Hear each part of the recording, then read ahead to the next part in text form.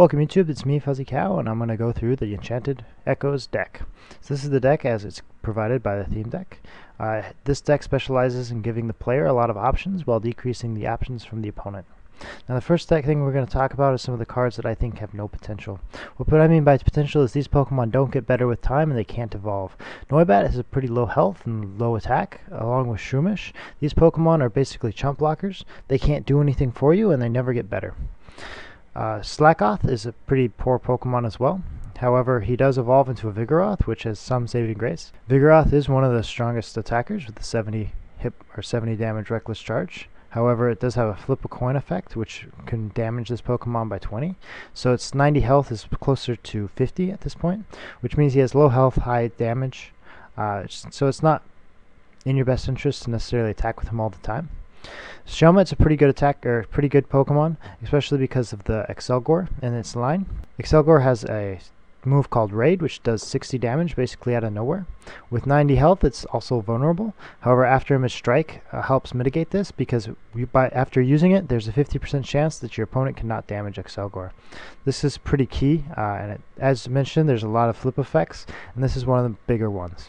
Bellsprout is another Pokemon. It's not extraordinary by any means. Neither is its evolved form Weeping Bell. However, its fully evolved form Victory Bell is one of the strongest cards in the set.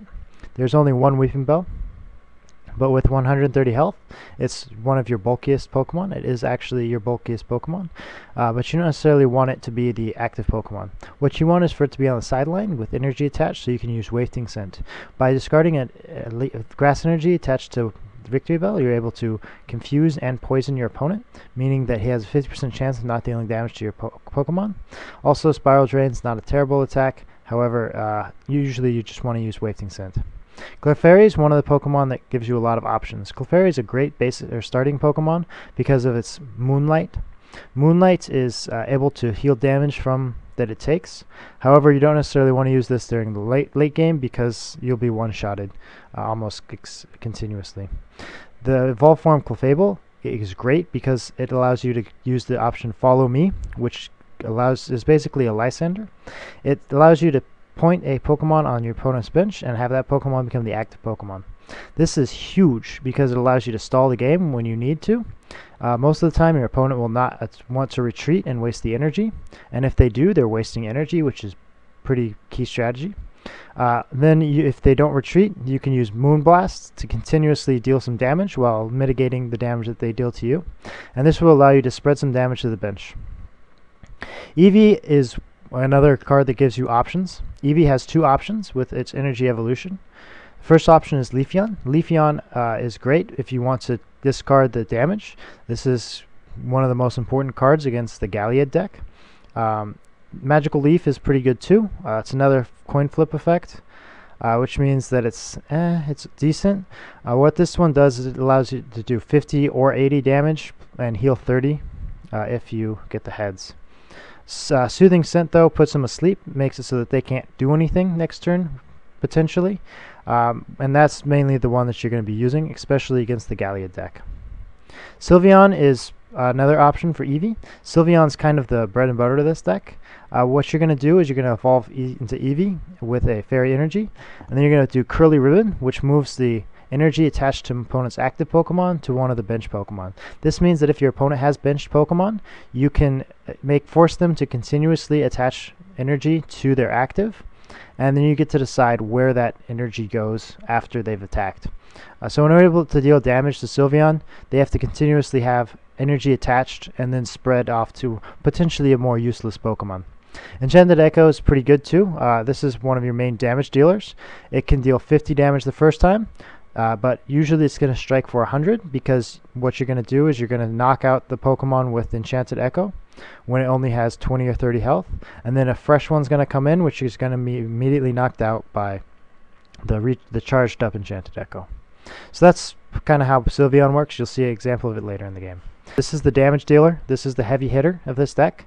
Push down forces your opponent to switch the active Pokemon, which is a great option. But really, what you're going to try to be doing with Tornadus is get the Twister Throw, which deals 120 poke damage if you have the same amount of cards in your hand as your opponent.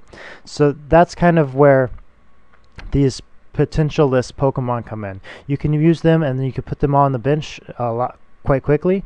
Limit your hand down to match exactly your opponent's, and then you'll be able to do Twister Throw for 120. This is not good, but it does have some use. That's generally how I've used these Noibat and Shroomish.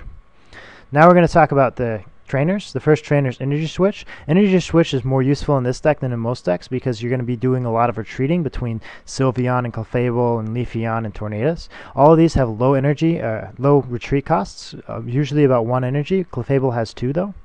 So retreating is a great option. Excelgor has free retreat, which is pretty important to know as well. Maintenance is kind of a bad card. I've never found it useful. This will again help you with the Tornadus hand tricks, but generally I just don't like it. I think that it's easier to have other cards. So it's a draw card, I guess, but I don't feel comfortable using it. You do have to use it, but I don't really feel like it's a good card. Potion's pretty good in this deck. You're going to be limiting damage a lot, and you're going to be taking low damage, basically because Sylveon's going to be pushing that energy back, and you're always going to be dealing with pretty low basic Pokemon. So that's what Potion's for. It's more useful in this deck than in most decks, so it's not horrid. Professor's Letter is great. I love Professor's Letter. Gets you 2 basic energy. Get you to attach this turn and attach next turn. It's great. It works great with Leafeon, or sorry, not Leafeon, but with Victory Bell, because you can get 2 grass energy and then confuse 1 and then set 1 up for next time. Roller Skates is a draw card, flip a coin, another card flip or coin flip. This happens. It's not horrid, but you know, it's not that great. Battle Reporter is your main supporter. It's your only supporter. You get to draw cards and to have the same number of cards as your opponent. This sounds like it'll be great for Tornadus, and it is half the time. What I mean is sometimes you'll have fewer cards in your hand, and then it's amazing. Sometimes you'll have more, and then Battle Reporter is useless to you. It counts as a card in your hand, which you just can't get rid of. Even if you have the same number of cards as your opponent, you will not be able to draw 1 card by playing Battle Reporter. So that kind of sucks. This is the deck. You know, you get 8 Fairy Energy, 10 Grass Energy, and now what we're going to do is we're going to play a game. This one's going to show you how all the parts work together. This is a game between me, Fuzzycow, and my opponent, Hijobodom. This is a pretty good game because both decks kind of do what they want to do, and it shows all the complexity that you can do with this Enchanted Echo Theme Deck. I'm going to start here with Eevee. Eevee's usually the Pokemon I want to start with because I can evolve into Sylveon first turn, or potentially Leafeon if I don't like them having energy out on the field. So I'm talking to my opponent here, and we're just gonna figure out what's going on, whether I can record this or not. I have a pretty good hand as I have Tornadus and a Shelmet. Shelmet is very good to have on the bench to just threaten the Excelgor, but really what I'm going to do is I'm going to try to power up this Leafeon and make it so that my opponent can't do much and knock out these water Pokemon as quickly as possible. Right now it looks like I have an overwhelming advantage. Don't worry, this will change. His Crushing Hammer gets heads. It gets rid of the 1 grass energy. I have a second in the hand. I also have a Professor's Letter. So basically I feel pretty confident. I don't know what my opponent can do, but I'm pretty confident I can survive whatever happens. So now my opponent ends me, gets rid of all that good stuff, and now I'm kind of stuck. I don't have any grass energy, so my major threat is kind of off to the side now. My Leafeon's wasting in the middle, and I can't really power it up. So I see I have a Clefable in my hands and a way to get it out, so I'm going to try to move towards that. I know that Follow Me is a very good move, especially for stalling out the game, and it looks like that's what I'm going to kind of have to do. I could attach to the Tornadus, and I'm going to do that right now. Tornadus is good to get powered up because it's going to take a while, but I think Clefable is a pretty good card in this situation as I get everything that I need and I'm able to use his Moon Blast ability. So now I'm trying to kind of get things set up so I can take on his Pokemon. I still am not drawing that much needed grass energy, so I'm just powering up what I can. I attach that to a Shelmet so I can get off the Excelgor if I need to. I'm basically going to be retreating next turn with Leafeon and doing some heavy damage with that Excelgor, especially because he's weak to grass. I wanted to get that in. This does mean that Excelgor is kind of dying here, but that's a risk that I was willing to take. I knew that coming in, and Excelgor is probably not going to win me the game. What's going to win me that game is this Tornadus. So I'm going to put the Tornadus up. I'm going to knock him out. And now he's in the middle. He has potentially three energy attached, which means I can start trying to match hands. I do have more cards than my opponent, which is a bad situation to be in, but I think I can still match hands and start knocking out some of his Pokemon.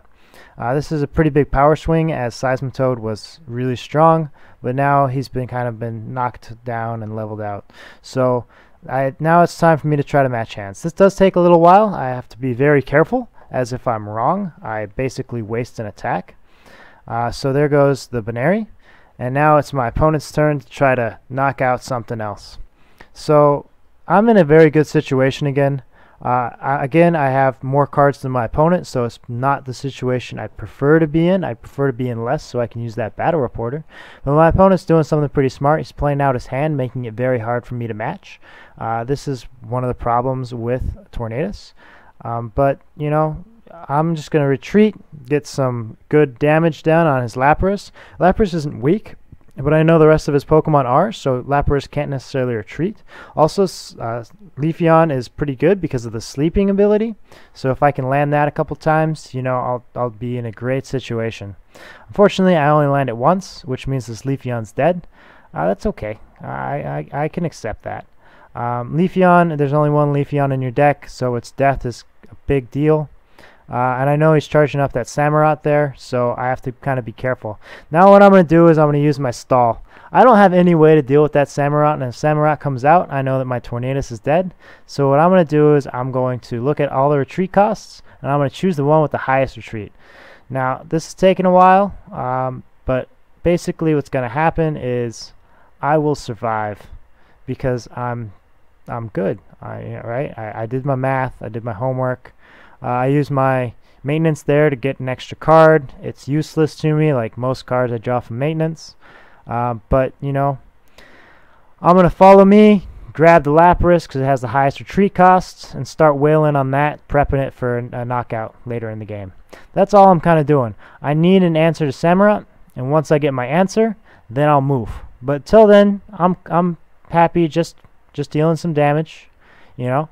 And he has to attach 2 energy and retreat, which is pretty heavy, in order to knock out Michael Fable. So I'm attaching energy when I can, just get in the habit of that.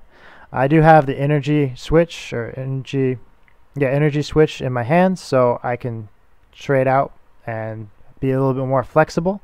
Flexibility is a pretty big deal in this deck. In order to deal with all of the threats your opponent plays, you have to be very flexible. As I cannot no longer deal damage to the Lapras without knocking it out, I switch to Oshawott.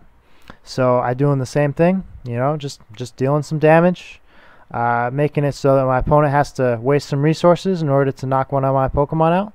I do have a buffer. I have 4 prizes left for my opponent to take, but I'm not drawing what I need. What do I need? I would love a Weeping Bell, Victory Bell. I'd love to draw those 2.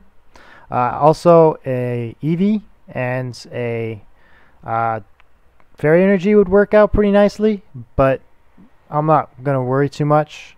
I'm just going to try to keep doing this, see how long I can take, and hopefully I'll get an answer.